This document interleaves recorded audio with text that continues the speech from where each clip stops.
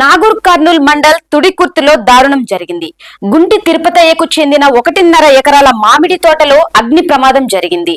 ఇది ప్రమాదవశాత్తు జరిగింది కాదని కావాలని తన తోటలో నిప్పంటించి తమకు నష్టం కలిగించారని బాధితులు వాపోయారు.